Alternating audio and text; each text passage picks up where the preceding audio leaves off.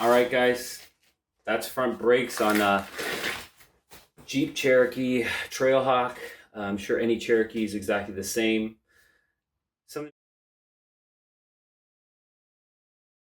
Something to keep in mind with these vehicles is that depending on the model, they have different size rotors in the rear, different pads in the front, different calipers in the front.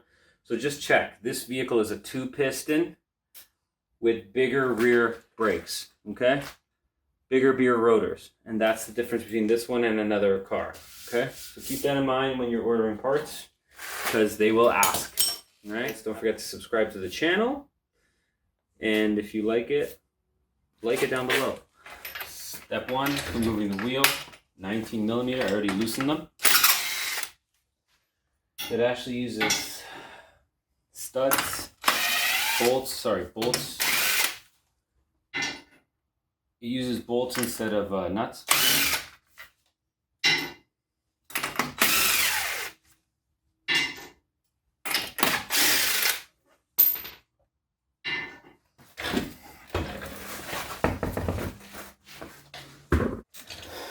These bolts here are,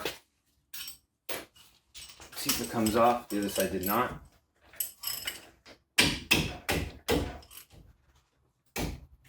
Spinning.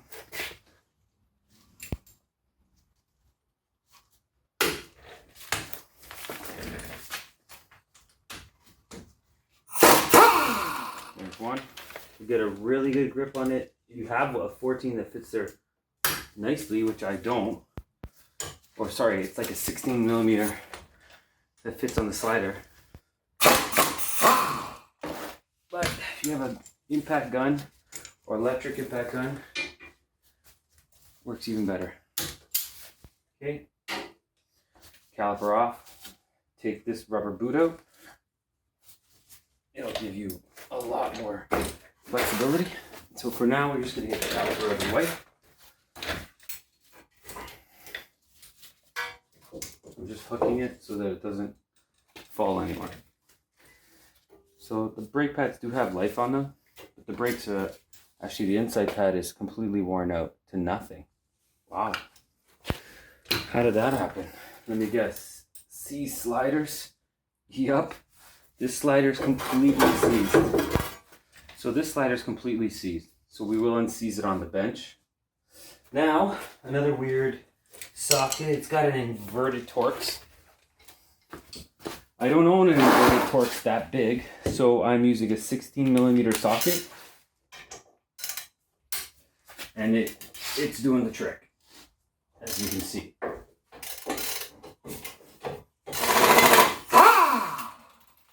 Inverted Torx, 16 millimeter fits on perfect.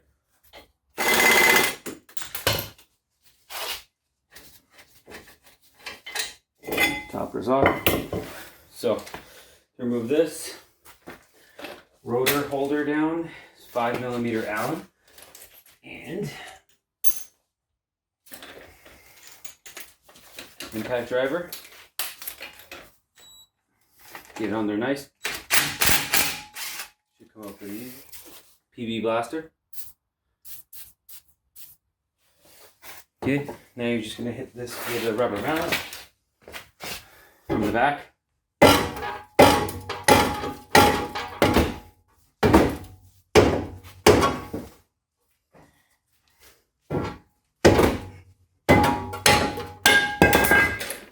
Okay. Look at the back of the rotor. Completely destroyed because a slider pin was seized. All that because of slider pin. And that shows you why doing a brake service on a car once in a while is a really good idea. Rotor. Okay, step 1. You do a light cleaning just to see how much will come off. Step 2.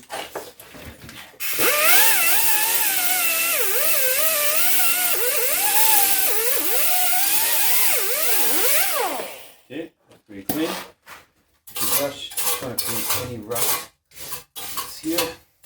Yeah, go in here. Clean it up.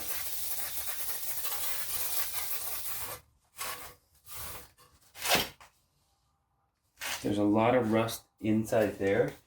We want to get rid of that buildup. So we'll get a file.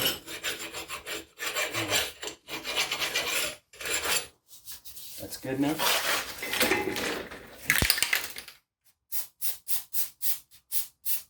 Now we're ready for our new rotor. Because these rotors come with a coating on them, like an oily residue.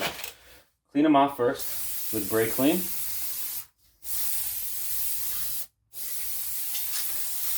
And then wipe them off. You want to get that oily residue off. It's a coating so that it doesn't rust before you mount the brakes. So that's all I'm doing. Cleaning up that oily residue. Doesn't matter how you line it up, because there's a hole every so often. Get your little bolt.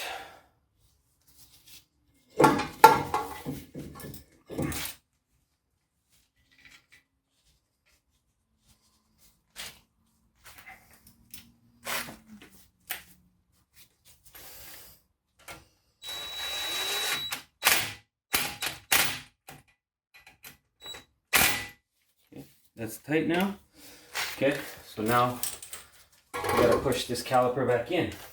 Okay, so you grab the old pad, and I recommend knocking out these.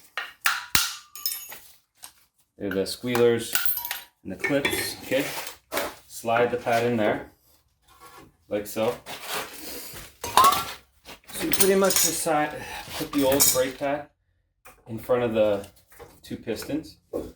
And you're just gonna compress them in. So you can use a tool like this. Okay? You're just gonna compress those pistons back in. Okay? As you push it in, just put your hand on the other side and kind of guide both pistons in. Because they will want to, so you can grab a pair of pliers. One piston will want to push the other piston out because it's a 2-piston caliper setup. So you kind of just want to keep both pressure on both as you push it in. Unless you get a proper tool, which I'm trying to show you guys how to do it without it. Okay. Keep going in. As you tighten this one up, you'll see the other one wants to pop out. So you just push it in with this. Any pair of pliers this big, channel locks. Okay. Okay, that's it. Piston is completely depressed, and it'll stay that way until we put the new pads on. So right now, we're gonna go clean up this bracket and unseize this bolt. So we have all the new hardware here, all the stuff we need. Okay, so we just gotta, here's our first slider, it moves fine. Second slider, no bueno. Get a pair of pliers.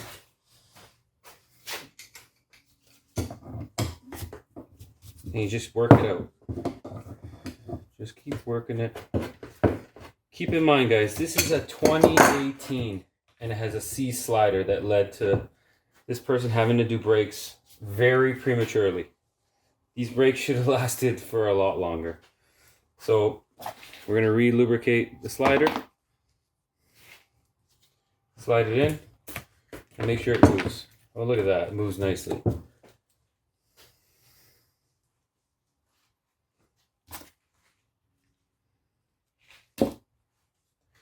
Get the slider, slide it in. Alright, so now we're going to pop the old clips out. All you want to do is just pop them all out. Because you got new ones. Keep in mind, if it's a shitty brake kit, they might not be good. They might be cheaper quality. But if you have a good set of brake pads, it'll come with a good hardware kit. Okay.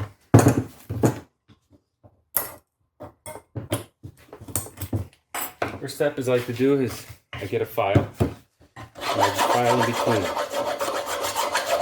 And I get rid of any high spots.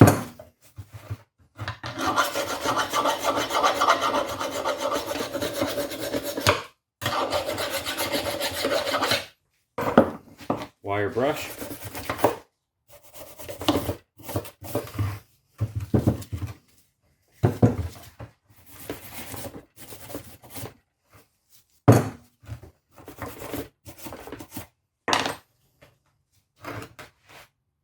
This is like an anti-seize compound. The reason you're putting it there is so that you don't get rust building up between the shim and the bracket itself. Now we can put our new shims on. So they go like so. Just keep your old ones on and do them one at a time for reference if you don't think you'll remember.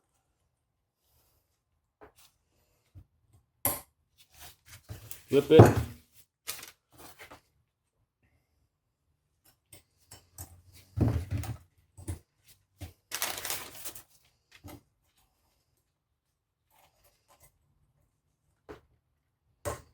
There you have it. All of them are done now. Okay, sliders slide. Okay. What I have noticed is that this is stuck. The brake pads come with these clips, and with my time at Honda, they adapted these clips onto brake pads even after the new car came out because they noticed the pads were wearing out prematurely. So this just keeps constant pressure on the pad from staying connected to the rotor and wearing it out prematurely. So the original pads did not have that. So that is just something I haven't just noticed. So I'll show you the pads. So here are your pads. Okay. Get your old brake pads as reference to where to put the clips. So this one is the side that's contacting the piston. So now you grab a brake pad and you want to put the little clips in the same spot, just the new ones. So this one is this side, and then this one goes on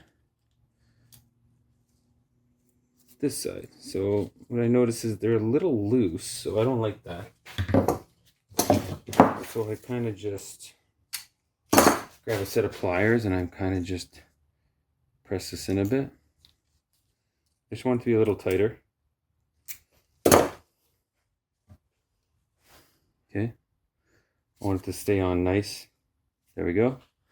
So that is the pad that the piston contacts. This is the outside pad. Now we know that that one is always opposite. I'm gonna mimic that one.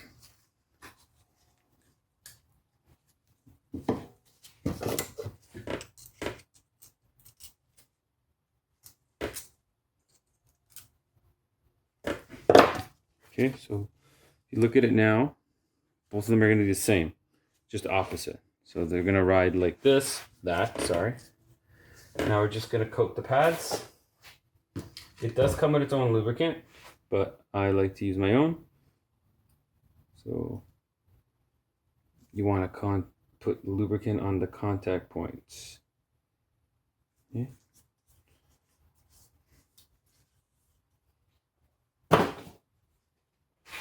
Contact points.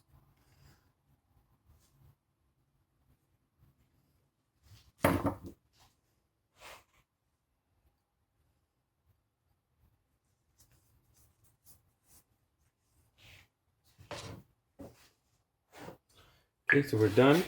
Step one is we're going to put our caliper on. Yeah. Let's get our bolts. So let's put some anti-seize on these bolts. I'm sure you're supposed to replace these bolts, but honestly, who does that? Nobody. So why would I? I'm just putting anti-seize. They're a pain in the ass to get out. Grab your bracket. There you go. Line up your bolt. Once you line one up, grab your second. Line this one up as well. And now you just want to screw this in. So, don't use your big wrench. I'm using my small one. And I'm just working it in.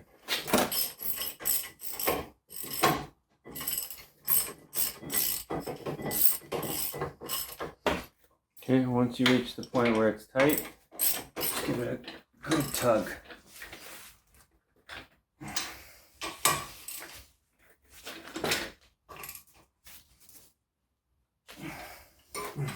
Okay. Now you grab your brake pad and you just put it in like this.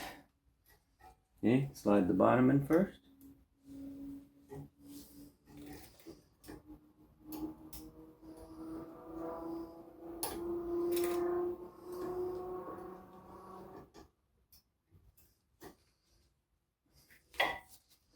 One.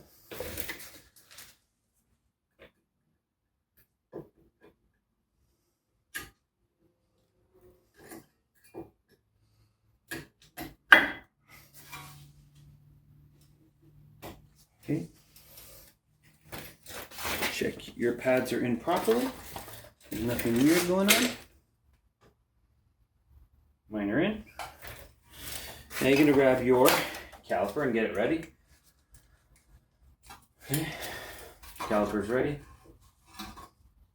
Now grab your shims. This is the tough part that some people might have trouble with. I just have experience with it, so it doesn't bother me as much. But you're going to put these slide in here. There's holes on the pad. But you got to remember, now it's putting force out. So you got to hold it at the same time as you put your next clip in, which you'll keep dropping. So now and don't forget, now you're going to add double the force once you put this one in. So really try and hold it in place. Okay. Okay. Now grab your caliper, still holding it. Grab your caliper and you're going to slide it on slowly. Because right now it's already putting force out. Outwards force because of those shims, right? Because of those clips. Which is its job, right? But you're trying to put the caliper on. So there you go. Grab your new bolts. Not your new bolts, sorry, your caliper bolts. Put some anti-seize on them.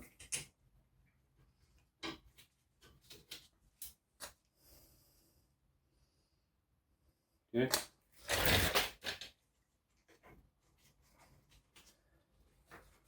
Okay. With this, I'm just gonna hit it with a little impact driver. Okay. If they spin, then I'll hold it. If not, good. So now you're done. Okay, that's it. Now grab a little anti-seize and put it around there. Do not get it on the rotor. You just want to get it on the hub where the wheel contacts. Okay. With any excess you see. Now you're done. Get your rubber back in. Might have a certain position that it comes on.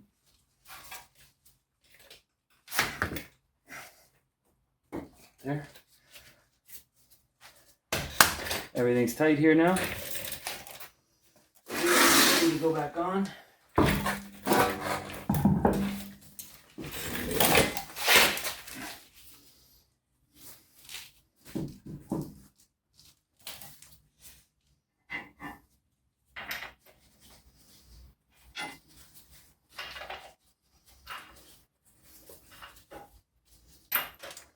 We're going to torque these on the ground. This is just to snug them up.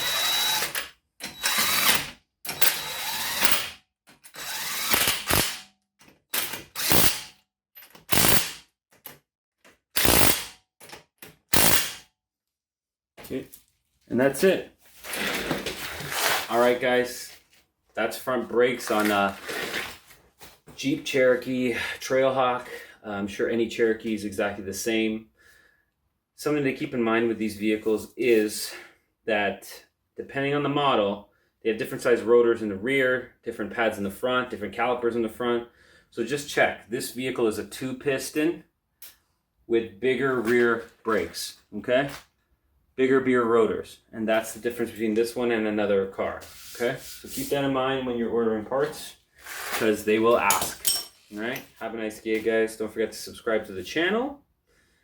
And if you like it down below. Okay.